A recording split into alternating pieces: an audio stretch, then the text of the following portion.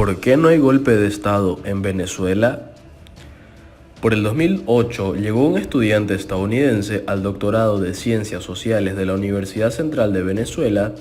Era flaco, calvo y alto, siempre sonriente y ansioso por absorber todo lo que pudiera sobre la situación política venezolana. Al principio del semestre ocupaba el tiempo en escribir en su libreta de notas sin hacer preguntas. No obstante, ya al final del seminario, levantó la mano para hacer un comentario que llamó la atención de todos. En Venezuela hablan con mucha normalidad de golpes de Estado. En todos lados, en todas partes, toda la gente siempre están esperando que pase en cualquier momento, dijo en un castellano bastante fluido. Luego, ante el silencio que su reflexión había creado, optó por romperlo con algo no menos denso. ¿Es posible que suceda? Un golpe, me refiero, concluyó. He empezado recientemente en esa anécdota a propósito de lo que ha sucedido en Bolivia, de la reciente reunión de los países que integran el TIAR y de analizar el oscuro laberinto que atraviesa la oposición venezolana. Dos preguntas surgen. ¿Será esta naturalidad del siempre esperar golpes de Estado lo que ha deformado la capacidad de hacer política a la oposición en Venezuela? ¿Y es posible en el corto y mediano plazo que ocurra un levantamiento militar al estilo boliviano? De las vías rápidas, este año, como ningún otro, ha quedado claramente fundamentado el esquema de desestabilización contra Venezuela.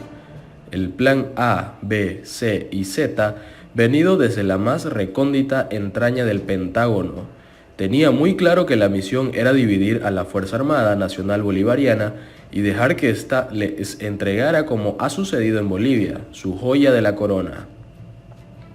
Este plan, evidentemente, como lo ha dicho hasta la saciedad Elliot Abrams y Craig Fowler, contempla una cruel y sostenida estrategia a la que llaman paciencia estratégica, que es un eufemismo correcto para denominar el estrangulamiento de las capacidades del gobierno y de la sociedad venezolana para brindar bienestar a sus ciudadanos, derrotar por agobio y por cansancio. El investigador Carlos Lanz ha demostrado que la doctrina, el enfoque y la disposición del Pentágono está orientada hacia la guerra no convencional más que a una intervención militar directa. Hace unos días, el secretario de Estado de Estados Unidos, Mike Pompeo, confirmó este planteamiento. ¿Acaso no ha sabido esto la oposición venezolana? ¿Por qué se aferra tanto a las vías rápidas del golpe de Estado o la intervención militar? Hay tres razones que lo explican. No tienen gestión que demostrar. Muchísimos líderes de la oposición han llegado a altas responsabilidades de gobierno. Han sido gobernadores y alcaldes de las regiones más ricas y geopolíticamente importantes del país. Han permanecido allí por largos lapsos de tiempo. 8 años no son poca cosa. ¿Y qué pueden exhibir como logros? Nada memorable, nada que pueda ponerse a competir en la batalla electoral y que sirva para capitalizar votos. Abandonaron el tablero. Otro asunto es que instalaron un esquema de filiación partidista que es muy similar a un culto religioso y ahora no saben cómo desmontarlo. Si no aceptas los preceptos de la secta, que consiste básicamente en endilgar al chavismo los males sobre la tierra, sus partidarios sufrirán un destino similar a aquellos leprosos en la Edad Media, mecanismo que en otros países sirven para dirimir diferencias como las elecciones, el diálogo y la cooperación entre poderes son rápidamente tildados de sospechosos y execrados de la vida pública. ¿Desde dónde se maniobra cuando abandonas el juego de la política? El engaño como máquina de hacer dinero. La dirigencia política y los medios de difusión a su servicio convirtieron la polarización y la división social en una sofisticada mina de oro. Les construyeron a su base electoral un enemigo y les renuevan año tras año la promesa de vencerlo. No por casualidad afirman los expertos que la fuerza motivacional más fuerte y poderosa a día de hoy son las falsas esperanzas. ¿Por qué no habrá golpe de Estado en Venezuela? A pesar de que el nivel de bienestar no es el mismo del 2008 y de que se ha transitado por la partida física de Chávez y por los efectos de la guerra de amplio espectro, hoy le contestaría a dicho estudiante de la misma forma que lo hice en ese instante. No es posible un golpe de Estado en Venezuela. El argumento actual es un poco distinto al de aquel entonces. Hoy recurriría a un método pedagógico que consistiría en preguntarle: ¿conoces a los erizos? El filósofo griego Arquíloco escribió hace un tiempo una potente línea que sirvió para que intelectuales como Isaiah Berlin o investigadores de gestión empresariales como Jim Collins desarrollaran sus ideas. El zorro conoce muchas cosas, pero el erizo conoce una sola gran cosa, sentenció. Berlin usó la frase para su ensayo El erizo y el zorro, en el que dividió el mundo de dos clases de personas. Por un lado, a los erizos, y los que todo lo refieren a un único aspecto central, a un principio ordenador único y universal, y por otro lado, a los zorros humanos, es decir, quienes persiguen muchas metas frecuentemente sin relación entre sí e incluso contradictorias, con el añadido de que muchas veces su pensamiento es disperso o difuso. Claro que el propio Berlin explica que la naturaleza humana es mucho más compleja de clasificar y a veces la dicotomía no lo explica todo. Sin embargo, la metáfora nos sirve para el propósito. La idea unificadora y poderosa que tuvo Hugo Chávez fue entender que una verdadera revolución social en este continente sería inviable si las fronteras del mundo militar y el civil no se reconfiguraban bajo un enfoque novedoso.